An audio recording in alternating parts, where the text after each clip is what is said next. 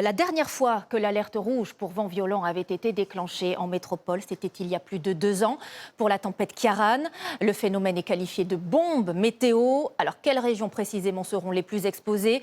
Que faut-il craindre exactement? Didier Piereschi, Irvine Blonz et Médéric Pirker. Le vent se fait déjà entendre dans le Finistère.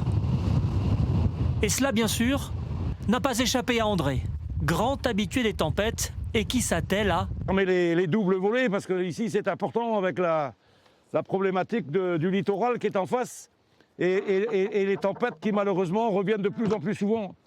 Donc des volets en bois costauds, normalement ça devrait faire. Voilà. Précaution aussi pour ce restaurateur qui met sa terrasse à l'abri. Il n'y aura pas de déjeuner en extérieur aujourd'hui. La tempête Goretti arrive par les côtes bretonnes vers 16 h avec des rafales à 120 km/h. Puis à partir de 21 h, c'est la Normandie qui subira les vents les plus violents, jusqu'à 160 km/h sur la pointe du Cotentin. La dépression se déplacera ensuite pour gagner les 3/4 du pays.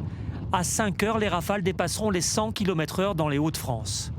Comment expliquer la violence de ces vents? On parle même d'une bombe météorologique. Pourquoi? Parce que très rapidement, les pressions baissent au centre de cette dépression, donc qui est très creuse. Ça veut dire que les vents les plus violents sont autour du centre de cette dépression. Donc on les voit très bien sur les côtes de la Manche et notamment sur le département de la Manche qui, lui, est en vigilance rouge. La dernière tempête ayant déclenché une vigilance rouge, Ciarán, remonte à 2023.